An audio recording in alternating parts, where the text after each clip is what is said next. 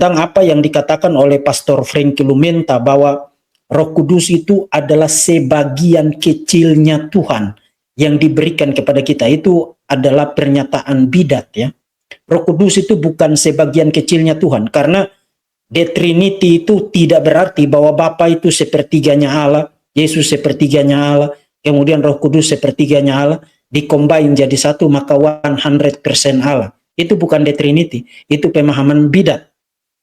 Roh Kudus itu bukan bagian dari Allah, bukan sepertiga dari Allah. Roh Kudus itu fully God, sepenuhnya Allah.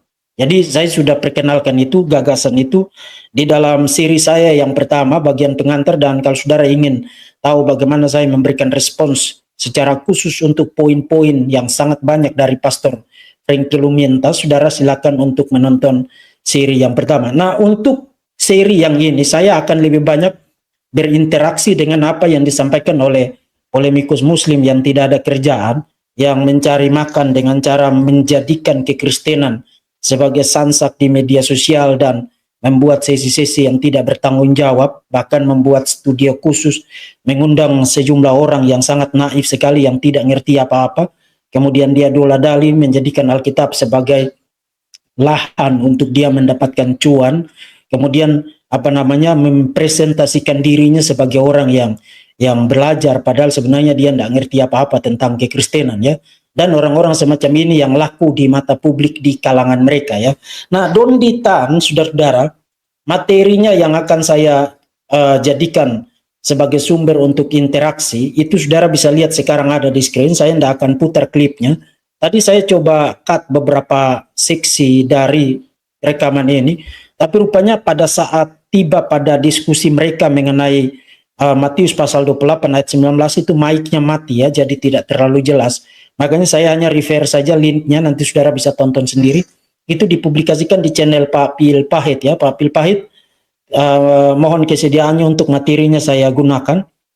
Saudara bisa tonton di sana, dan itu dipublikasikan tanggal 30 Desember tahun 2024. Nah, tanggapan saya itu hanya akan ringkas-ringkas saja, karena secara khusus mengenai Matius 28 ayat 19, itu saya sudah punya satu tanggapan akademik, dan itu diperlihatkan bukti-buktinya itu ada di screen disertai dengan argumen dan penjelasan.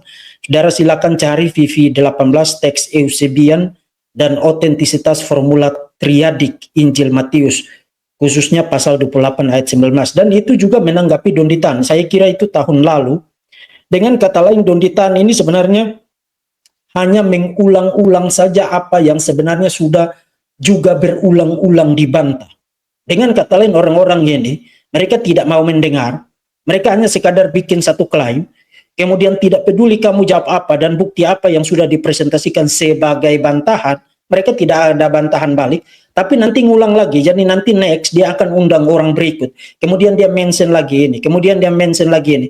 Nah, orang semacam ini itu adalah orang-orang yang melakukan propaganda.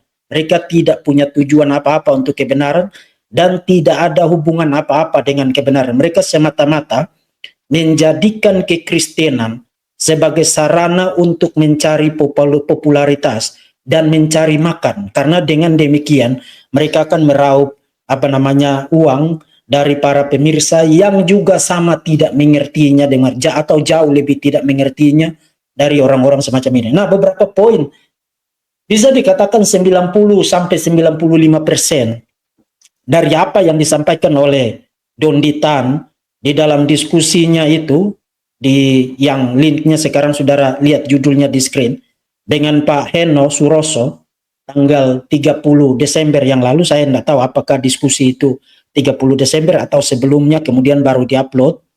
Tapi 90 sampai 95% dari apa yang disampaikan Dondi Tan di dalam rekaman itu sebenarnya saya sudah jawab di channel ini. Misalnya tentang ini, kemudian dia bahas tentang Justin Martyr.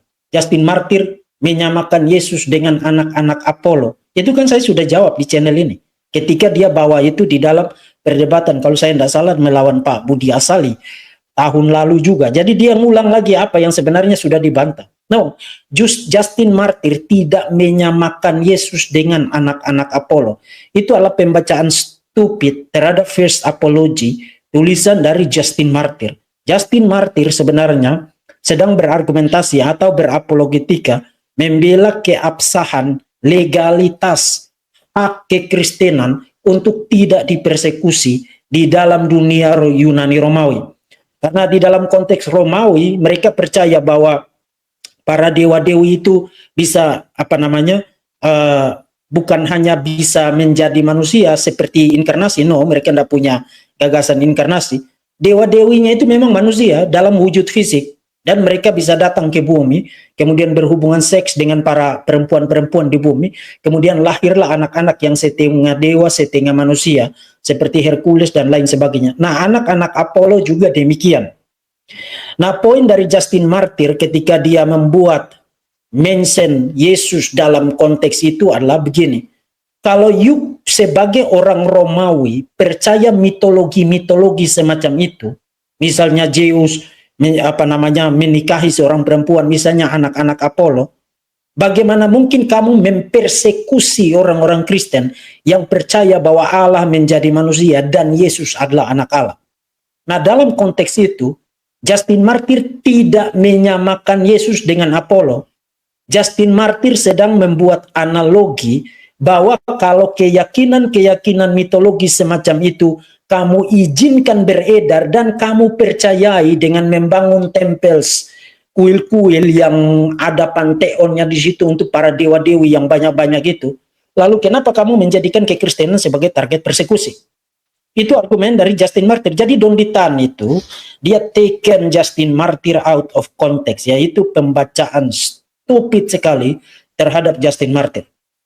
Kemudian dia juga bicara tentang bilangan pasal yang ke-23 ya. Di dalam bilangan pasal 23 itu kan sudah lama sekali. Itu sudah basi, bahkan kita mau bahas saja itu sudah bosan sekali ya. Di dalam ulangan pasal yang ke-23 di situ Tuhan mengatakan bahwa Allah bukanlah manusia sehingga ia berdusta, bukan anak manusia sehingga ia menyesal. Masakan ia berfirman dan tidak melakukannya, dan tidak berbicara dan tidak menepatinya. Allah bukan manusia sehingga ia berdusta, bukan anak manusia sehingga ia menyesal. Kemudian Don Ditan bilang, Yesus kan manusia, Yesus kan menyebut dirinya anak manusia. Nah, itu kesimpulan semacam itu hanya bisa ditarik oleh orang yang logiknya tidak jalan, pertama. Dan yang kedua, orang yang memperkosa Alkitab. Dengan kata lain, Don Ditan memperkosa Alkitab hanya untuk menyerang Alkitab. Dan yang ketiga, dia tidak ngerti apa-apa. Logiknya itu betul-betul tidak ngerti apa-apa. Dia tidak ngerti tentang inkarnasi itu apa. Saudara, waktu bilangan mengatakan Allah bukan manusia sehingga ia berdusta, dan bukan anak manusia sehingga ia menyesal. Pertama, teks itu bicara tentang integritas Allah. Dengan kata lain, poinnya adalah kamu manusia, itu kamu pendusta. Kamu manusia, kamu seringkali menyesal terhadap apa yang sudah kamu putuskan, atau kamu katakan, atau kamu lakukan dulu. Tuhan tidak begitu. Tuhan tidak pernah melakukan kesalahan, dan Tuhan tidak berkata dusta. Jadi bicara tentang the character of God. Allah itu completely trustworthy, sepenuhnya dapat dipercaya. Jadi penekanannya kepada karakter Allah yang sepenuhnya dapat dipercaya. Tapi juga memang Allah bukan manusia. Tidak ada orang Kristen yang mengatakan bahwa Allah adalah manusia. Tidak ada orang Kristen mengatakan begitu. Waktu orang Kristen mengatakan Yesus adalah Allah, itu konsep kerangka doktrinalnya itu berbeda dari pernyataan ontologis bahwa Allah itu bukan manusia. Karena waktu inkarnasi terjadi, waktu Allah menjadi manusia, Allah tidak berhenti menjadi Allah. The nature of God, natur Allah, substansi Allah, hakikat kealahan itu tidak berubah menjadi manusia. Allah tetap adalah Allah, tapi dia menambahkan nature manusia kepada nature keilahiannya, sehingga Yesus itu satu pribadi, dua sifat.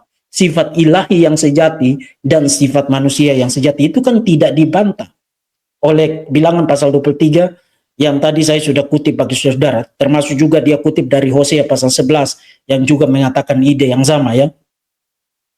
Jadi bilangan pasal 23 itu tidak membantah doktrin inkarnasi. Kemudian yang ketiga, Waktu Yesus mengatakan menggunakan istilah anak manusia, itu tidak berarti Yesus itu toh manusia. Kalau you mengartikan begitu, you adalah donditan yang tidak sekolah dan tukang pakai topi. Kalau you mengartikan begitu. Karena gelar the Son of Man, itu latar belakang itu ada di Daniel pasal yang ke-7. Dan di dalam Daniel pasal yang ke-7, itu bukan toh manusia, itu adalah pribadi teofanik yang adalah Yahweh sendiri berdasarkan karakter, penggambaran karakteristik mengenai seorang seperti anak manusia di situ yang datang di awan-awan, the cloud rider. Nah, you tidak bisa manusia toh kalau you mengendarai anak awan-awan, datang di awan-awan. In fact, Quran sendiri juga menggunakan metafora itu untuk Allah Subhanahu wa Ta'ala yang datang bersama para malaikatnya di awan-awan. Jadi metafora the cloud rider itu bukan hanya ada di dalam Alkitab, tapi juga ada di dalam Quran. Dan di dalam Alkitab, metafora the cloud rider itu eksklusif hanya digunakan untuk Allah.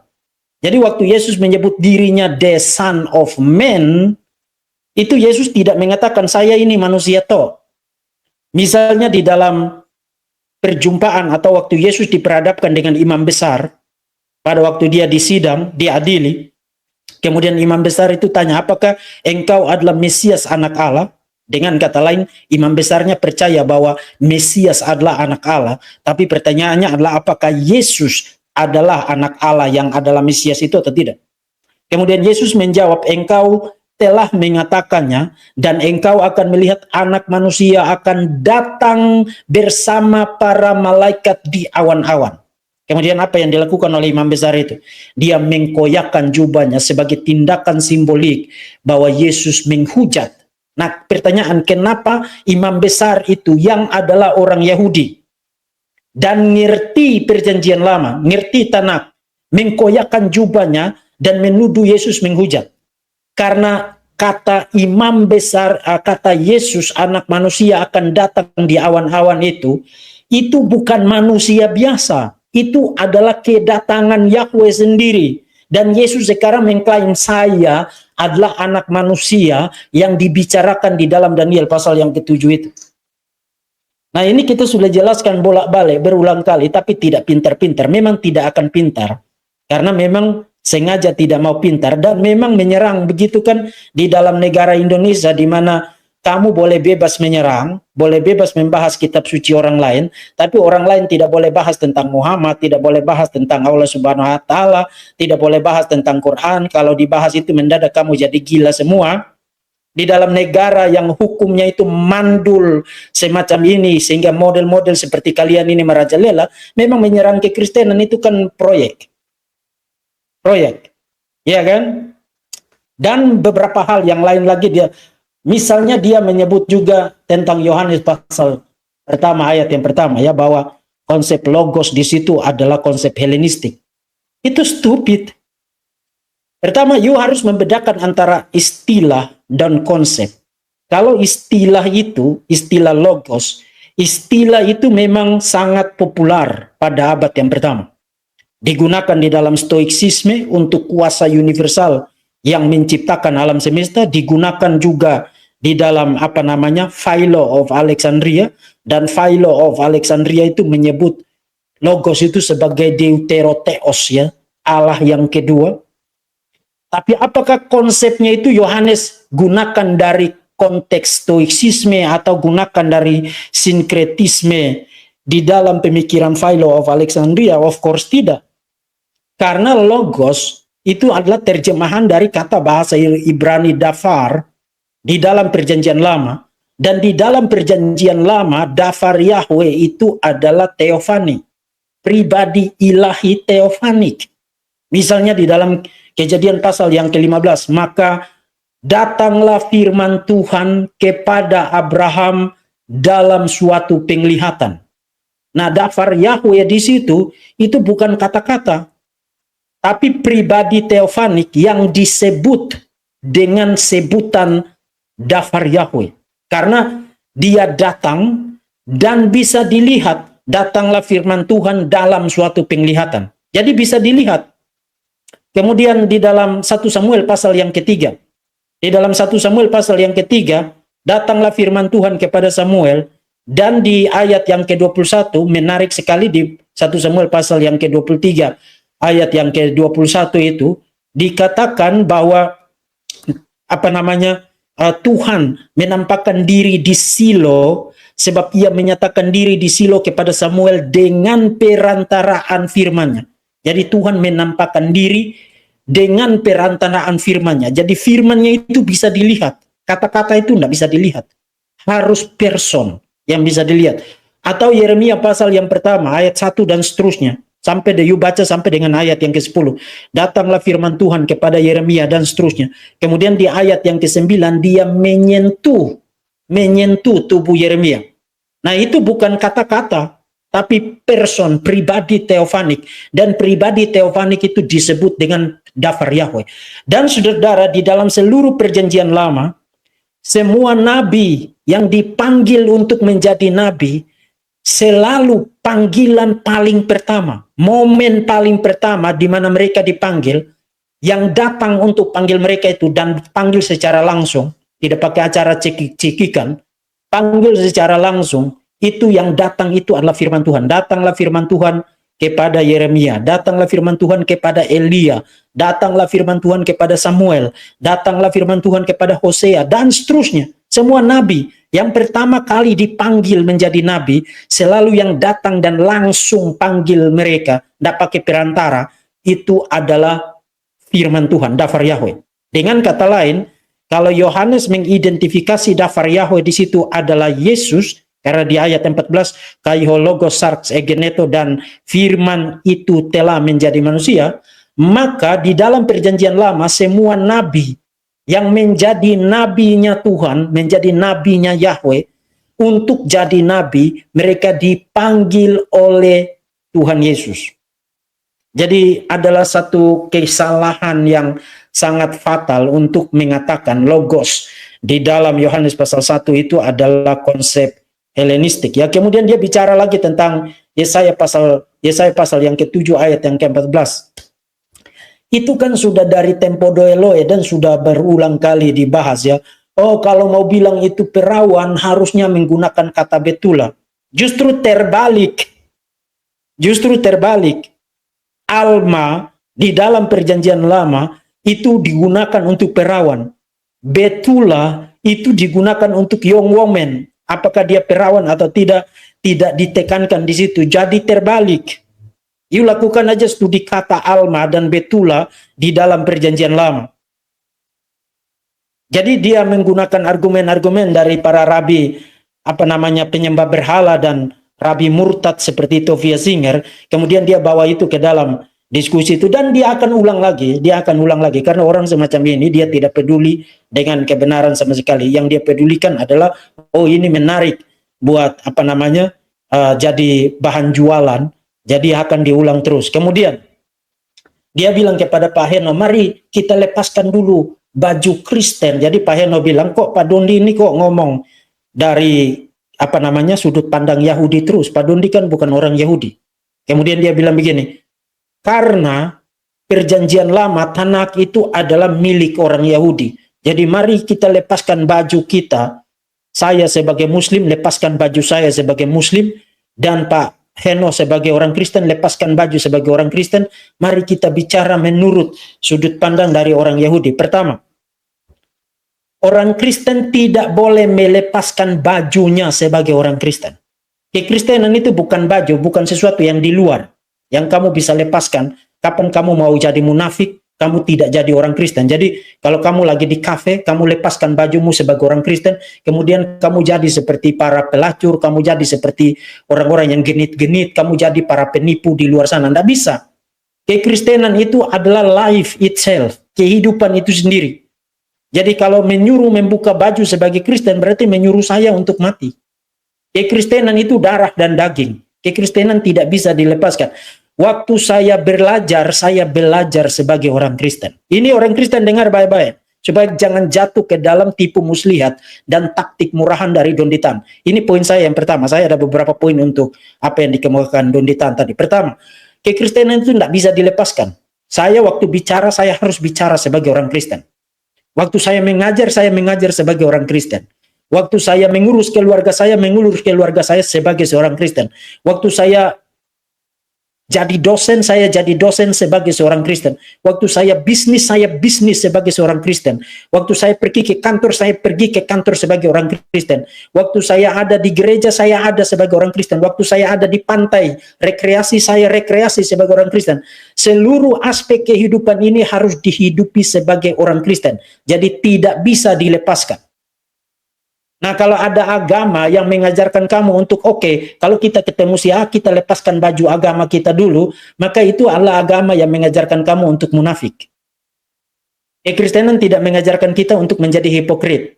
Kalau Don Ditan merasa agamanya memperbolehkan dia untuk menjadi hipokrit. Jadi kalau dia ngomong dengan orang Kristen, dia lepaskan baju Islamnya dan dia ngomong seperti orang Yahudi, itu hipokrit. Dan orang Yahudi itu sendiri juga kalau panggil di depan mata kamu, dia juga tidak akan setuju dengan kamu juga. Jadi untuk apa kamu gunakan bajunya dia? Itu yang pertama. Yang kedua, apakah Alkitab itu miliknya orang Yahudi? Nah, ini yang paling sering mereka jual-jual ya. Orang Kristen itu mencuri kitab sucinya orang Yahudi. Pertama, you harus membedakan antara momen di mana Alkitab itu, Tanakh itu pertama kali diwahyukan, originally revealed, pertama kali diwahyukan. Kalau pertama kali diwahyukan, memang diwahyukan kepada orang-orang Yahudi. Itu sebabnya di dalam surat Roma, Paulus mengatakan kepada orang-orang Yahudi dipercayakan firman Allah, the oracles of God. Jadi originalinya diberikan kepada dalam arti melalui orang-orang Yahudi. Jadi itu adalah momen paling pertamanya. But kalau you menggunakan istilah milik orang Yahudi artinya secara subjektif, kitab ini tidak boleh dibaca dan tidak boleh dimengerti dan tidak boleh diimani di luar daripada yang diimani oleh orang. Nah, itu yang repotnya itu di situ. Karena perjanjian lama sendiri, Tanakh sendiri mengatakan orang-orang Yahudi itu tidak bisa dipercaya. You baca Ulangan 31-32. Musa sebelum meninggal, Israel lagi di pinggir sungai Yordan, Musa bernubuat bahwa ketika pada hari-hari terakhir, itu istilah mengenai hari Mesianik, pada hari-hari terakhir ketika Mesias datang, orang-orang Yahudi akan menjadi bangsa pezina. Itu istilah dari dalam Ulangan pasal 31-32. Menjadi bangsa pezina.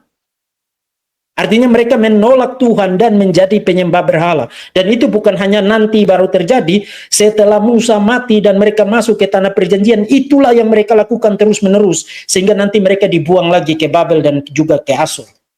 Kemudian Yesaya, ketika bernubuat tentang nanti akan ada new Exodus yang baru, di dalam pasal 6, menubuatkan orang-orang Israel sebagai orang-orang yang bebal. Mereka dengar, punya telinga tapi tidak mendengar, punya otak tapi tidak mengerti, punya mulut tapi tidak bisa ngomong. Mereka menjadi bebal. Dan itu dikutip lagi oleh Tuhan Yesus di dalam perjanjian baru. Markus pasal 4, Matius pasal yang ke-13, Yohanes pasal yang ke-12. Dengan kata lain, pertama, perjanjian lama sendiri mengatakan bahwa orang-orang Yahudi akan menolak Tuhan. Nah, kalau mereka menolak Tuhan, masa kamu mau mengerti Alkitab menurut otak dari orang yang menolak Tuhannya sendiri? Itu yang pertama. Yang kedua, karena itu sudah dinubuatkan, maka penolakan orang-orang Yahudi terhadap Mesias, terhadap Yesus, merupakan sesuatu yang necessitated, diharuskan. Kenapa diharuskan?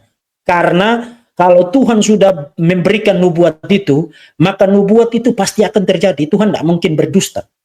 Dengan kata lain, kalau you bilang orang Yahudi aja tidak percaya Yesus, yes, so what? Justru perjanjian lama sudah menubuatkan itu. Orang Yahudi aja tidak percaya Yesus itu Mesias, tidak percaya Yesus itu Tuhan, so what? Mereka sudah dinubuatkan untuk menjadi bangsa pezina, menjadi penyembah berhala, dan menjadi orang-orang yang bebal. Jadi orang-orang yang berzina secara rohani, menyembah berhala dan bebal, orang-orang itu yang saya harus dengar mereka ngomong, supaya saya beriman menurut ketidakpercayaan mereka, menurut unbelief-nya mereka. Yang ketiga, kalau you bilang itu kitabnya orang-orang Yahudi, terus kenapa kamu sebagai Muslim selama ini pergi cari-cari nubuat tentang Muhammad di dalam kitabnya orang Yahudi? Ulangan pasal yang ke-18, Kidung Agung, Yesaya pasal yang ke-29, dan seterusnya. Kamu selama ini pergi mengais-ngais tentang Muhammad di dalam kitabnya orang Yahudi, tapi begitu orang Kristen bicara tentang tanah, kamu bilang orang Kristen mencuri. Tapi kalau kamu pergi mengais-ngais tentang Muhammad di dalam perjanjian lama, oh itu enggak apa-apa. Itu standar ganda atau apa itu, Don Ditan? Yang berikut, Yesus orang Yahudi, Paulus orang Yahudi, Yohanes orang Yahudi, Matius orang Yahudi, Petrus orang Yahudi, murid-murid Yesus itu orang-orang Yahudi, dan mereka percaya iman yang hari ini diimani oleh orang-orang Kristen. Jadi imannya orang Yahudi mengenai perjanjian lama adalah imannya orang-orang Kristen yang hari ini menyebut dirinya orang-orang Kristen. Justru Pak Dondi ini yang tidak punya hak apa-apa untuk membahas tentang Tanakh, dan apalagi membahas tentang perjanjian baru. Karena kitab-kitab itu tidak ada hubungannya apa-apa dengan Islam. Tidak ada hubungannya apa-apa dengan Islam. Orang Kristen percaya perjanjian lama adalah firman Tuhan. Mulai dari kitab Kejadian sampai Maliaki, itu adalah firman Tuhan. Islam tidak percaya itu. Let alone percaya perjanjian baru. Jadi apa haknya Don Ditan bikin sesi-sesi untuk membahas tentang Tanakh, untuk membahas tentang membahas tentang perjanjian baru ya. Dan masih banyak topik yang lain saudara, tapi saya tidak ada waktu untuk bahas itu satu persatu. Saudara bisa tonton, semuanya sudah basi. Saya sudah jawab di dalam sesi-sesi saya di channel ini, saudara silakan cari. Nah, jadi saya mengenai Matius pasal yang ke-28 ayat 19, saya tidak akan kasih pembuktian tekstual lagi. Itu sudah 1 jam lebih saya kasih, tapi nanti saya akan perlihatkan kepada saudara. Even you hanya baca Injil Matius, kemudian waktu you sampai di pasal yang ke-28, you harus bilang itu memang Yesus yang ngomong. Karena di sepanjang Injil Matius, ketiga pribadi itu terus-menerus muncul di situ dan dipresentasikan sebagai Allah. Bapa itu jelas adalah Allah perjanjian lama. Yesus Kristus juga saya sudah buktikan terus-menerus kemarin adalah Allah yang sudah bicara di dalam perjanjian lama. Roh Kudus juga demikian, meskipun saya tidak ada waktu untuk presentasikan secara detail, tapi silakan perhatikan teks saya di screen sekarang. Oh ya, oke, kita pergi ke presentasi saya mengenai pola-pola triadik ya. Ya, oke. Yang saudara lihat sekarang di screen ini adalah rangkuman kesimpulan dari Brandon Crow. Literaturnya saya sudah kutip dalam seri yang pertama, yang kedua, mengenai Roh Kudus di dalam Injil Matius. Dan nanti saya akan kasih saudara beberapa background dari dalam perjanjian lama ya. Jadi Brandon Crow ketika menyimpulkan observasinya mengenai Roh Kudus dalam Injil Matius, dia bilang begini, secara keseluruhan teks-teks ini menyingkapkan Roh Kudus sebagai pribadi. Maksudnya teks-teks apa? Teks-teks tentang Roh Kudus di dalam Injil Matius.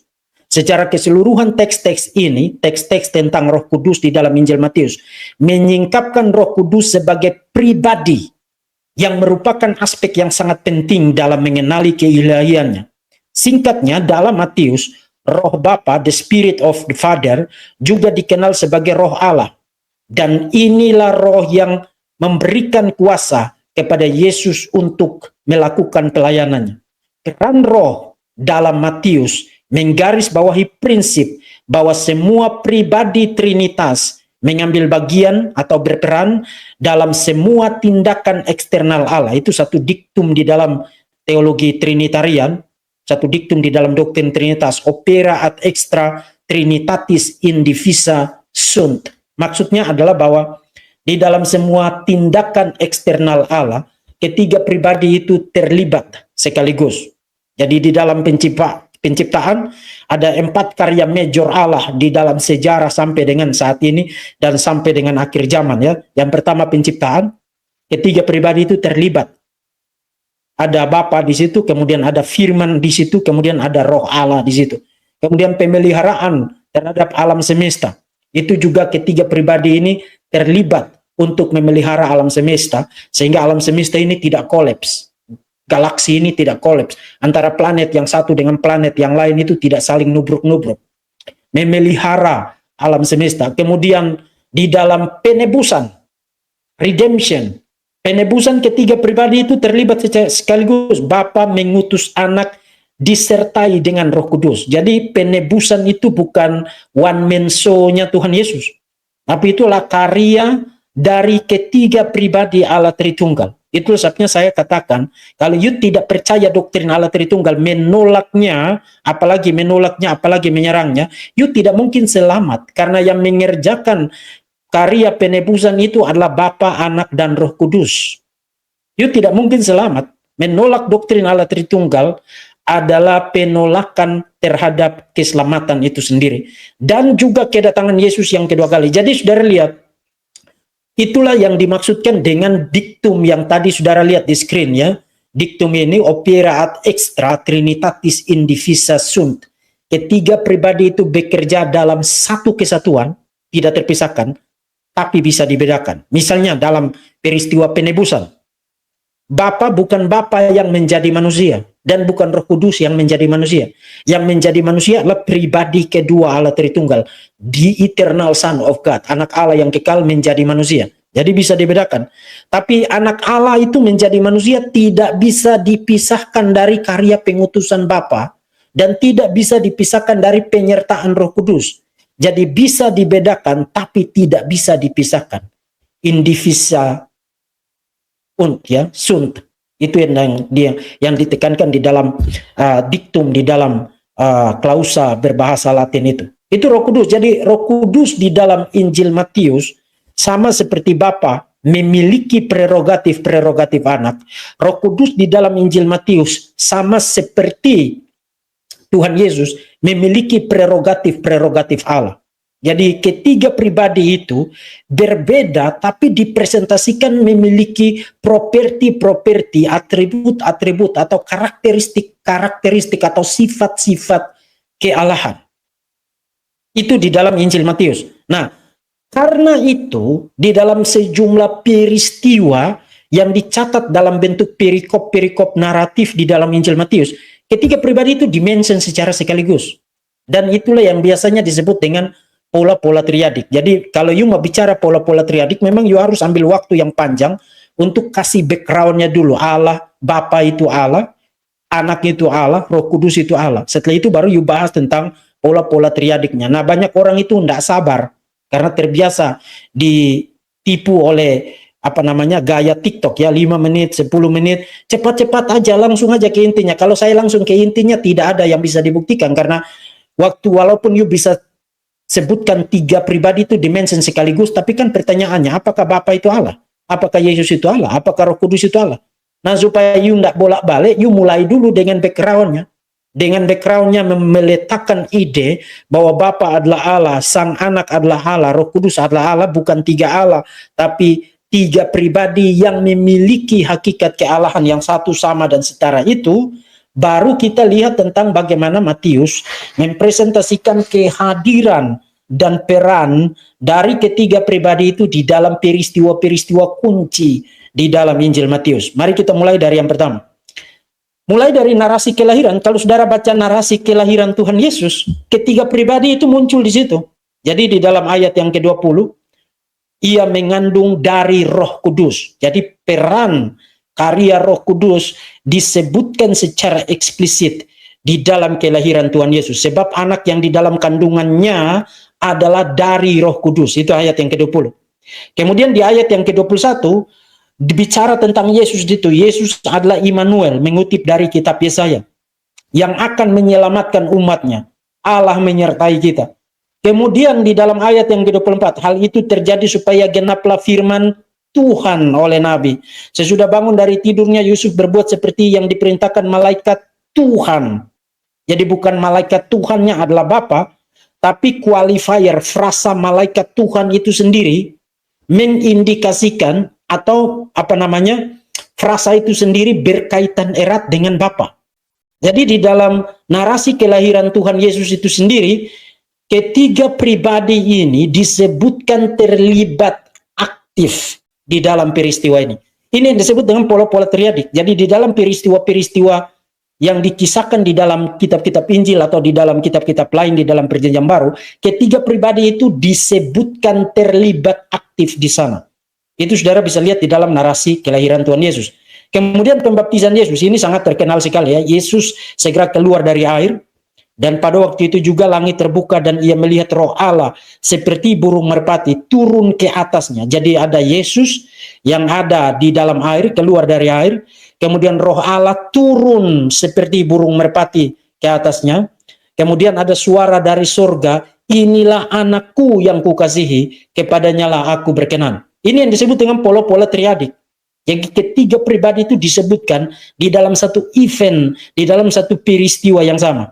Itu terjadi pada narasi kelahiran Yesus, tapi juga terjadi di dalam narasi pembaptisan Yesus. Nah, tentang ide Roh Kudus turun dalam burung merpati, saudara silakan lihat di bagian bawah ada kotak biru di situ.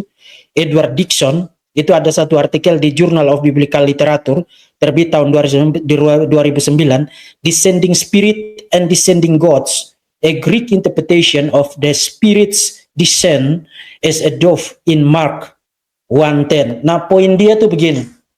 Di dalam Perjanjian Lama, Roh Kudus itu beberapa kali muncul dengan imagery bird, ya, burung. Misalnya di dalam Kejadian pasal 1, dan Roh Allah melayang-layang. Itu kan fitur bird, ya, fitur burung.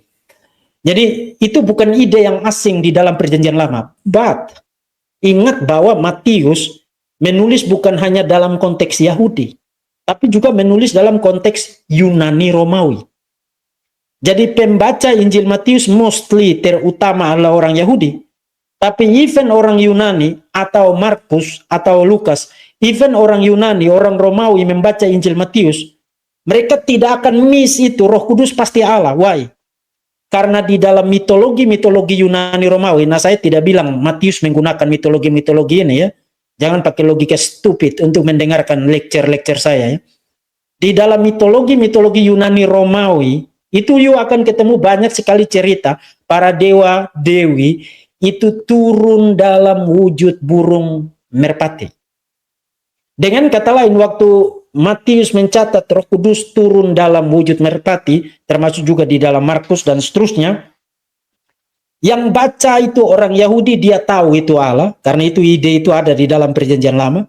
Yang baca itu orang Yunani, dia tahu itu Allah, karena ide itu ada di dalam mitologi Yunani. Yang baca itu orang Romawi juga dia tahu itu Allah, karena ide itu ada di dalam mitologi Romawi. You silakan baca Descending Spirit and Descending Gods, a Greek interpretation of the Spirit descends as a dove in Mark 1:10, ya, Journal of Biblical Literature.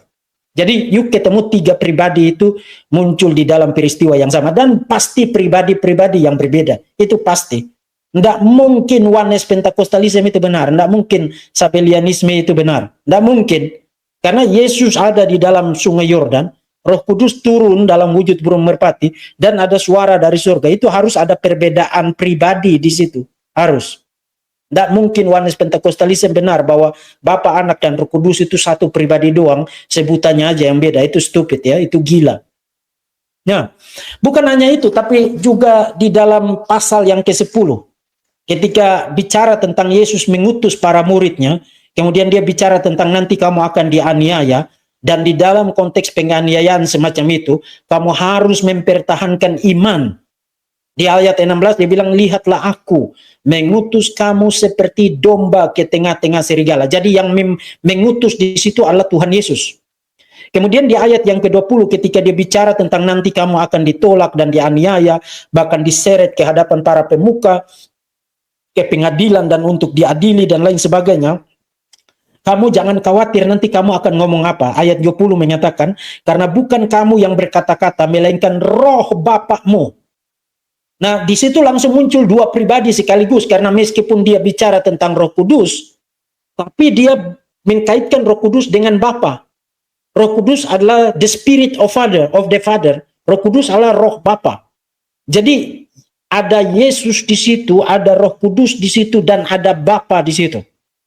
Kemudian di ayat yang ke-32, setiap orang yang mengaku aku, Yesus, di hadapan manusia, aku juga akan mengakuinya di depan Bapakku. Jadi dia bukan hanya mengidentifikasi roh itu sebagai the spirit of the Father, roh Bapa, tapi dia juga bicara tentang Bapakku yang di surga.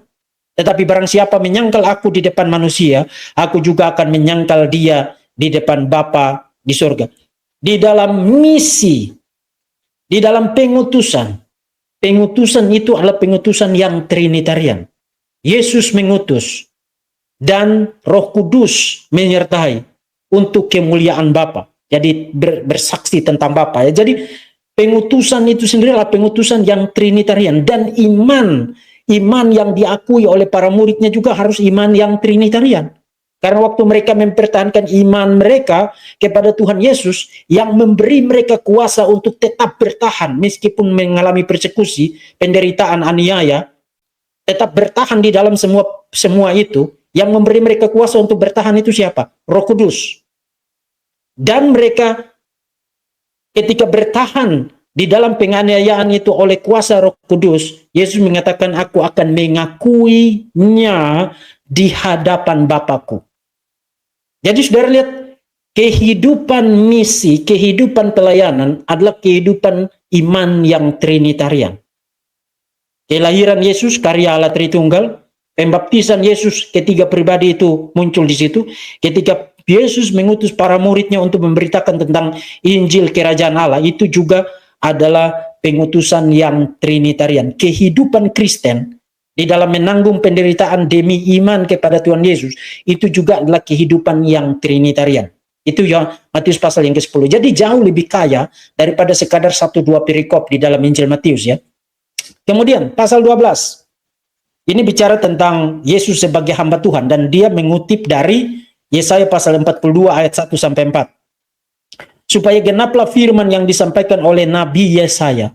Lihatlah hambaku di situ adalah Yesus yang kupilih dan yang kukasihi. Ku di situ adalah Bapa. Jadi hambaku di situ adalah Bapa, dan hamba itu adalah Yesus yang kepadanya jiwaku berkenan.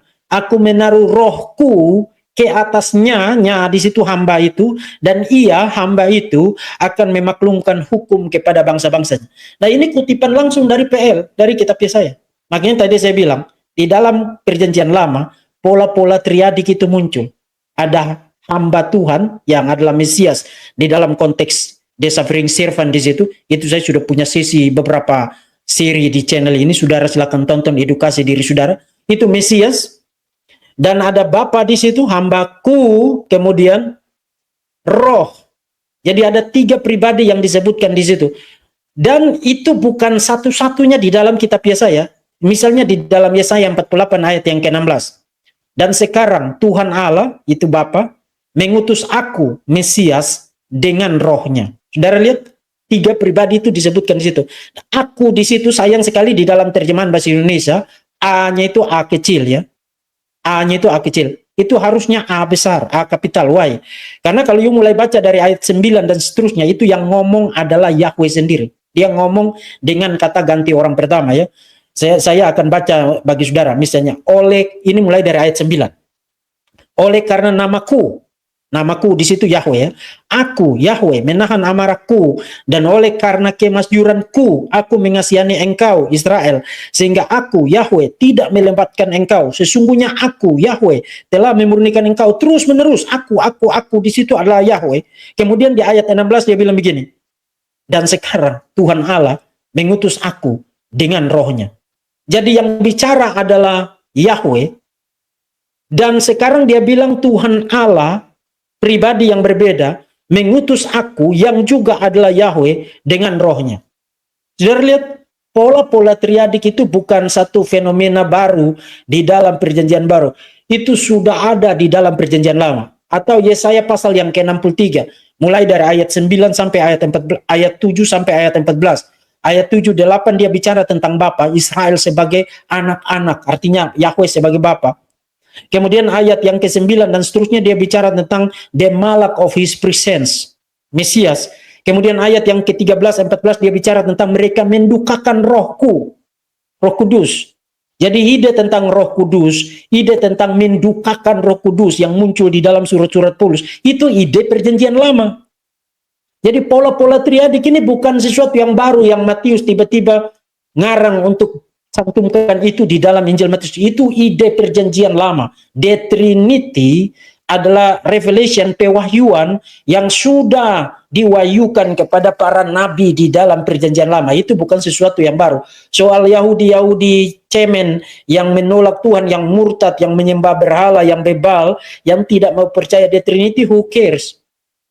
Karena iman kita tidak didasarkan atas orang Yahudi, iman kita didasarkan atas the text, teks Tanakh. Dan teksnya bilang begitu, itu ada di dalam teks. Matius menggunakan pola-pola triadik yang sudah ada di dalam perjanjian lama. Kemudian, transfigurasi Yesus. Di ayat yang kedua, lalu Yesus, jadi ada Yesus di situ.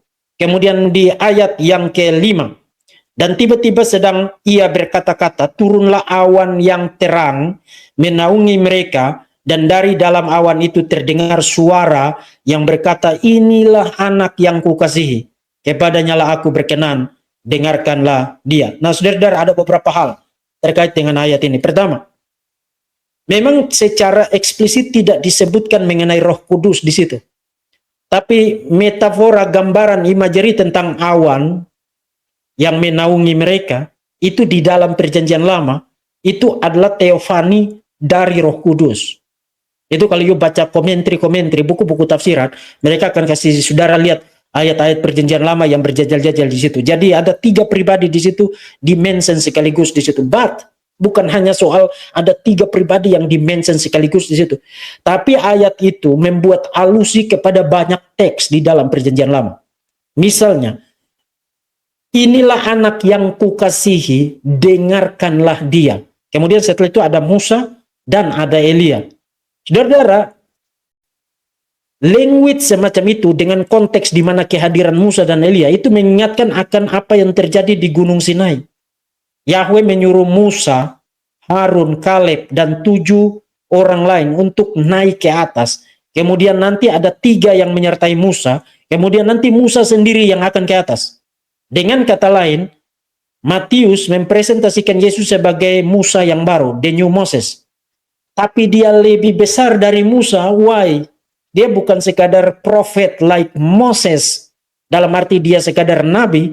Dia lebih more than a prophet, lebih daripada sekadar seorang nabi. Karena apa? Di ayat 2, sebelum Bapa turun, sebelum Bapa muncul, Yesus sudah mengalami transfigurasi. Artinya transfigurasi itu bukan karena Yesus itu mendapatkan sesuatu yang eksternal, melainkan sesuatu yang intrinsik dari dirinya sendiri. Kemuliaan surgawi itu, pakaiannya berubah menjadi putih, kemudian wajahnya bercahaya. Itu adalah sesuatu properti yang dia miliki dari dirinya sendiri. Karena nanti di ayat 5 baru Bapa dan Roh Kudus itu muncul di situ. Di ayat 2 Yesus sudah mengalami transfigurasi. Dan yang berikut, dengarkanlah dia, itu juga language dari kata-kata Yahweh mengenai malak Yahweh di dalam Ulangan Keluaran pasal yang ke-23 ayat yang ke-20 21.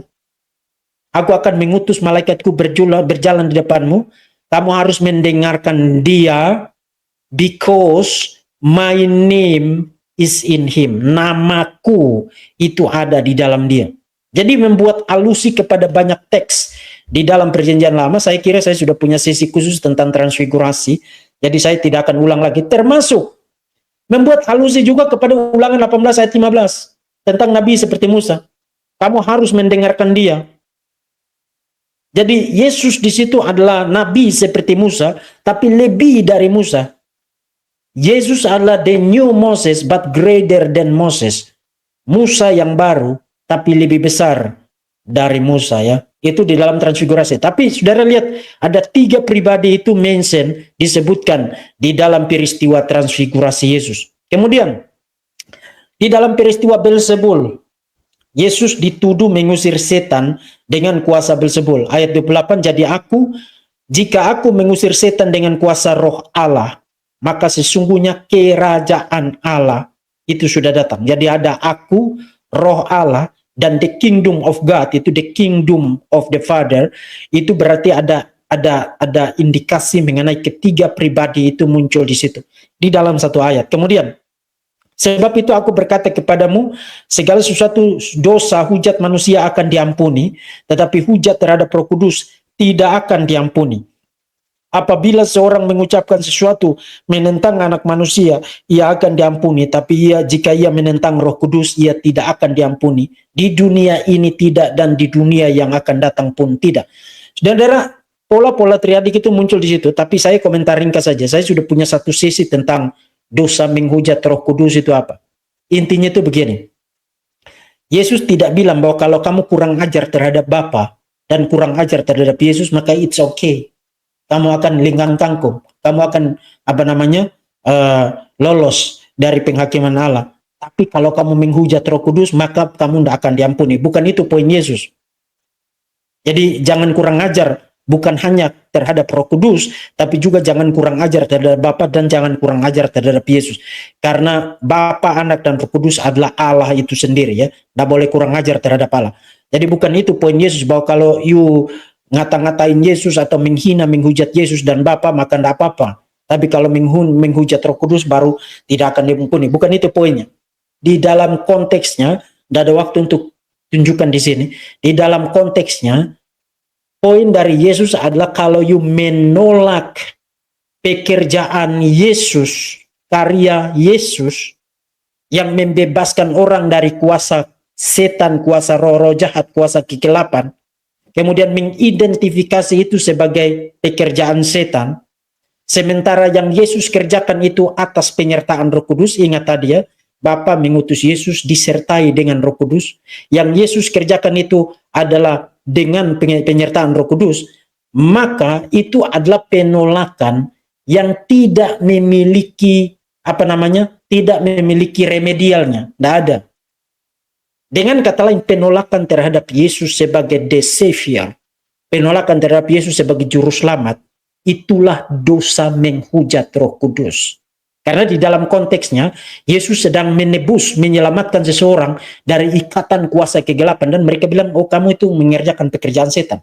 Dengan kata lain, mereka mengidentifikasi penebusan itu sebagai pekerjaan setan. Nah, orang yang menolak Yesus sebagai Tuhan dan juru selamat, of course, by implication dia bilang itu bukan pekerjaan Tuhan. Itu bukan pekerjaan Tuhan. Nah, kalau bukan pekerjaan Tuhan, lalu pekerjaan siapa? Ya, pekerjaan setan. Jadi semua orang yang tidak percaya kepada Yesus sebagai Tuhan dan Juru Selamat, itu tidak akan diselamatkan. Tidak akan diselamatkan. Itu intinya itu di sini. Dan itu sebabnya di dalam kisah para rasul, Petrus dan kawan-kawan menggunakan kata-kata yang lain dengan ide positif yang terimplikasi dari dosa menghujat Roh Kudus itu. Kisah Rasul pasal 4 mengatakan, di bawah kolong langit ini tidak ada nama lain yang olehnya di dalamnya orang diselamatkan kecuali di dalam nama Tuhan Yesus. Artinya kamu harus percaya kepada Tuhan Yesus untuk pengampunan dosamu. Itu di dalam kisah para rasul berulang kali ya, bertobatlah untuk pengampunan, bertobatlah dan berilah dirimu dibaptis untuk pengampunan dosa. Dan itu sebabnya kita harus rajin memberitakan Injil. Karena kalau orang tidak mendengarkan Injil, maka dia tidak akan mendapatkan pengampunan dari Tuhan. Masuk surga itu bukan soal kamu baik, bukan soal kamu kaya, bukan soal kamu educated dan lain sebagainya. Masuk surga itu adalah iman kepada Yesus Kristus sebagai Tuhan yang menjadi manusia, Mesias, Juru Selamat satu-satunya. Orang menolak itu, tidak ada pengampunan bagi dia. Itu inti dari perkataan Yesus di dalam konteks ini. Dan saudara lihat, yang terakhir, poin yang terakhir, di dalam konteks ini, ketika dia bicara tentang dosa menghujat Roh Kudus, yang berarti dosa tidak percaya kepada Yesus sebagai penebus juru selamat, di dalam konteks itu, dia bicara tentang Yesus, bicara tentang Roh Kudus, dan bicara tentang Bapa. Bicara tentang Bapa. Dan satu kali lagi, ini menegaskan apa yang tadi saya bilang, penebusan, keselamatan itu adalah karya Allah Tritunggal. Yang punya keselamatan itu, yang punya surga itu Allah Tritunggal. Jadi kalau kamu tidak percaya Allah Tritunggal, kamu mau pergi ke surga yang mana? Karena surga yang sebenarnya dan surga satu-satunya itu adalah surga miliknya Allah Tritunggal. Jadi kamu menghujat Allah Tritunggal, tidak percaya Allah Tritunggal, tapi kamu percaya diri masuk surga seperti Joshua Teu. Siang malam menghujat Roh Kudus, menghujat Allah Tritunggal, tapi percaya diri sebagai pastor, sebagai bishop, dan sebagai orang Kristen yang nanti akan masuk surga. Itu kan logik itu taruh di mana? Ya. Nah, itu Matius pasal yang ke-12. Kemudian Matius pasal yang ke-22, Yesus dan Daud. Ini tadi malam saya sudah bahas ya.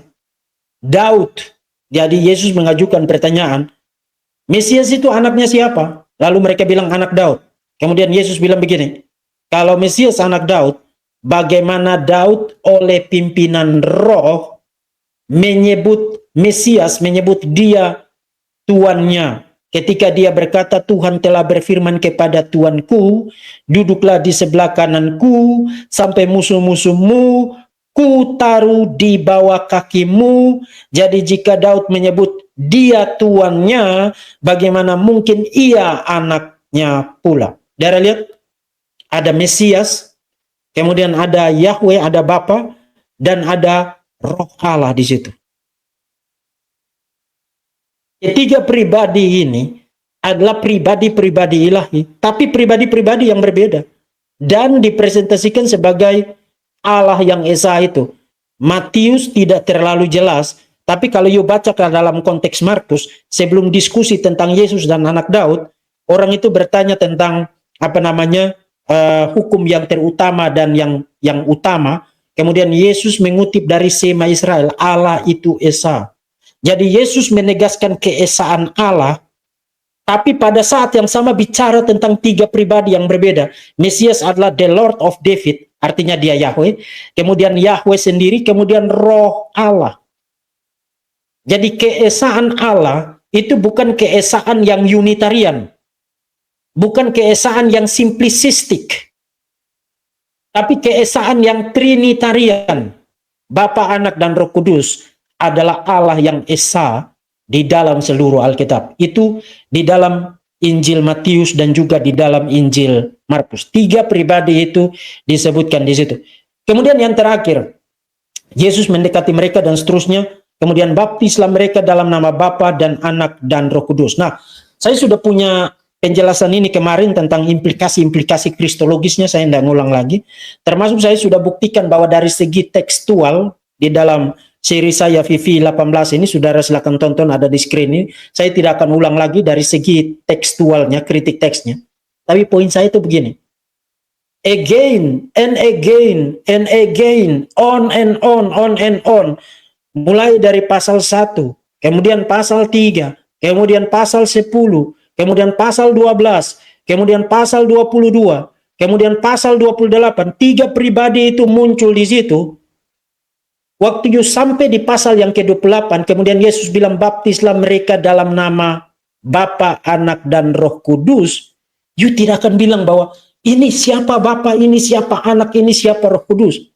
Seakan-akan sesuatu yang baru. Ini tiba-tiba Matius nyisipin ayat ini di situ. No, you tidak akan bilang begitu. Karena kalau you baca Matius sebagai satu totalitas kitab, you akan expect bahwa di akhir dari narasi ini, ketiga pribadi ini akan menjadi pemilik, menjadi penguasa, menjadi otoritas yang melegitimasi pengutusan, yang melegitimasi status seseorang sebagai murid Kristus, dan melegitimasi penyertaan terhadap para murid yang diutus untuk memberitakan Injil. Matius pasal 28 ayat 19 secara internal merupakan sesuatu yang koheren dan konsisten dengan seluruh presentasi Matius mengenai Allah itu siapa.